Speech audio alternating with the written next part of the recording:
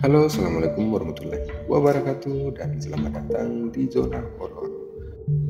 Oke, baik. Di video kali ini kita akan lanjut series yang kemarin yang sempat tertunda. Jadi kita akan lanjut di video yang ini. Jadi teman-teman harap simak sampai habis. Dan inilah dia, Desa Pesugihan Pemburu Tumbal.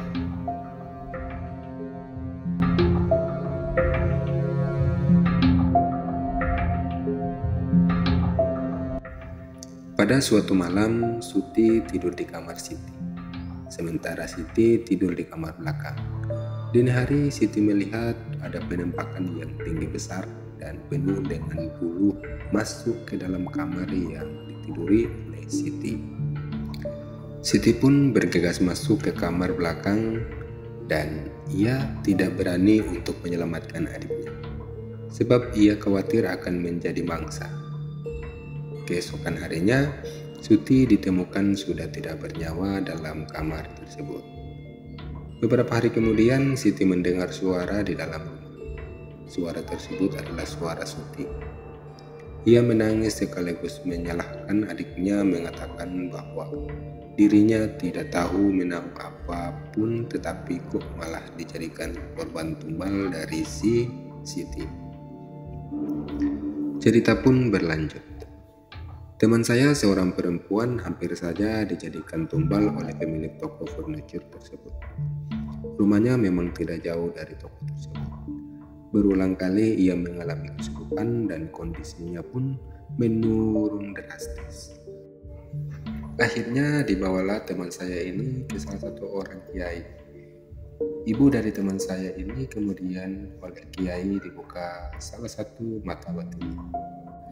Dalam penglihatannya, ia melihat siapa saja yang sudah dijadikan tumbal. Ternyata sudah banyak. Dan ternyata beberapa orang yang ia kenal seperti tukang cilok yang dulu memanggilnya mendadak. Kemudian ia juga melihat sepupu ibu saya. Untuk yang ini dia sedikit heran kok bisa. Karena seingat dirinya sepupu ibu saya meninggal karena kecelakaan terjatuh dari angkot ketika hendak mendaftar SMA. Ibu teman saya ini pun akhirnya menceritakan apa yang dilihatnya kepada ibu saya. Lalu ibu menceritakan bahwa sepupunya waktu SMP selalu berangkat dan pulang lewat gang dekat toko furniture tersebut. Dengan kata lain, terkena pasangan. Rasa penasaran. Salah seorang kerabat jauh penasaran. Ia masih satu buyut dengan ibu. Ia ingin membuktikan kebenaran hal tersebut. Padahal malam-malam tertentu yang dianggap wingit, ia mengawasi dari kejauhan. Dan benar saja, orang-orang yang diduga memiliki pesugihan menebar sesuatu di setiap pertigaan. Lain halnya dengan kerabat ibu, salah seorang teman kakek lebih nekat lagi. Pada malam tertentu, ia mendatangi rumah-rumah yang diduga melakukan pesugihan. Mengintip dari jendela, memandang yang ia lihat sungguh mengagetkan. Pesugihannya macam-macam, ada yang ular, ada yang butu hijau, dan kera, dan lain-lain. Pesugihan monyet. Waktu itu, ibu diminta tolong untuk mengurut anak yang tangannya patah. Awalnya ibu menolak untuk diajak ke rumah orang tua si anak tersebut. Lebih baik datang saja ke rumah, kata si ibu. Tetapi orang tua si anak tidak mau dan akhirnya dengan terpaksa ibu pun datang ke rumah orang tersebut. Nah, begitu ibu memasuki pintu, ibu merasakan hawa yang tidak enak. Seminap kalau istilahnya orang Jawa. Sepanjang urut, ibu merasakan ada kehadiran-kehadiran dari si monyet tersebut berkeliaran. Malam harinya, ibu mengalami mimpi.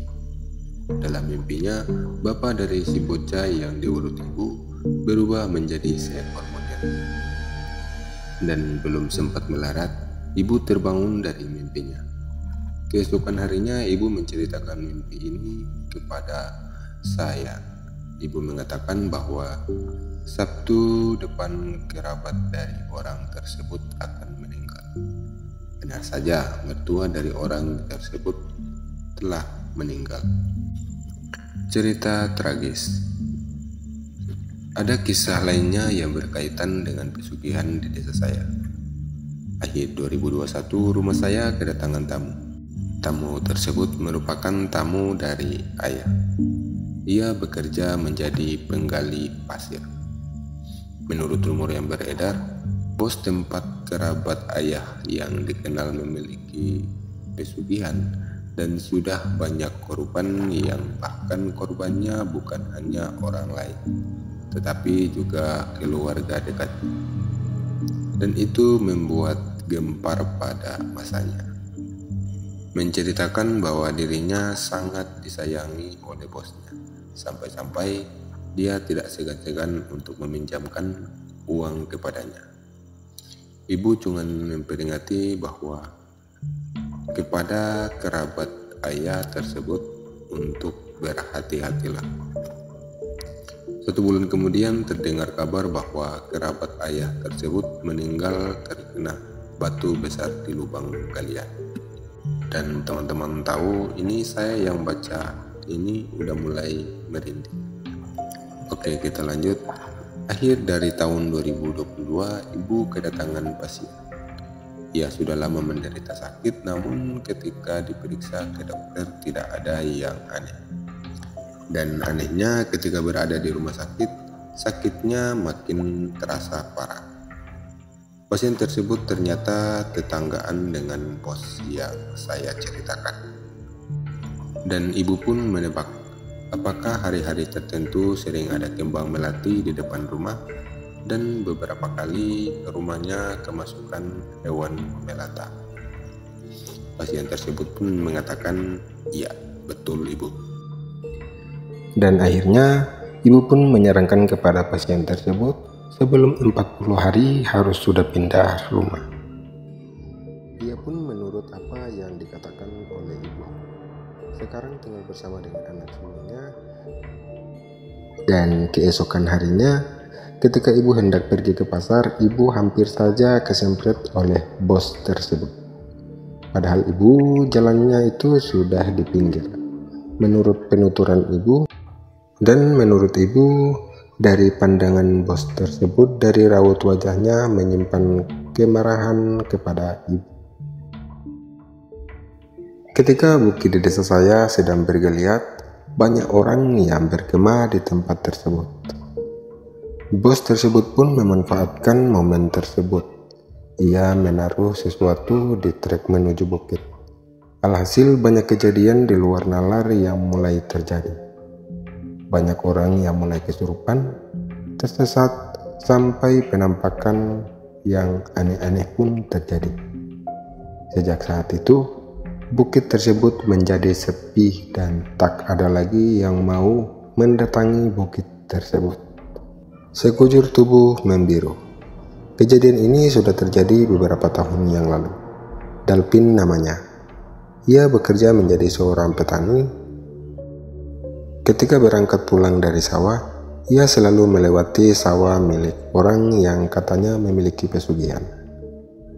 Suatu siang ketika pulang, ia melihat ular yang begitu besar dan berwujud setengah ular dan setengahnya manusia. Ia tersentak kaget, tak kala ular tersebut berbalik badan menuju arahnya. Ditambah lagi kepalanya merupakan seorang yang selama ini ia kenal, yaitu pedagang yang katanya memiliki pesugihan. Dalpin pun berhasil sampai di rumah dengan selamat. Dia pun lalu menceritakan kejadian tersebut kepada istrinya. Istrinya pun memperingati kepada Dalpin untuk tidak pergi lagi ke sawah. Tetapi di siang harinya, tepatnya wayah tanggung yaitu jam 11 siang, Dalpin pun menuju ke arah sawah. Hingga sore hari Dalpin tidak kunjung pulang ke rumah. Kemudian orang beramai-ramai mencarinya di tempat sawah yang biasa Dalpin kunjungi. Akhirnya Dalpin pun ditemukan dengan keadaan yang sudah tidak bernyawa. Di pematangan sawah milik pedagang kondisinya sangat tragis sekali, dan sekujur tubuh sudah mulai membiru kehitaman. Dan cerita pun selesai sampai di sini. Dan buat kalian, tetaplah dalam pendirian kalian yang berpegang teguh pada agama dan keyakinan kita masing-masing, dan jangan sampai kalian terjerumus di jalan yang salah. Sekian dari saya. Assalamualaikum warahmatullahi wabarakatuh.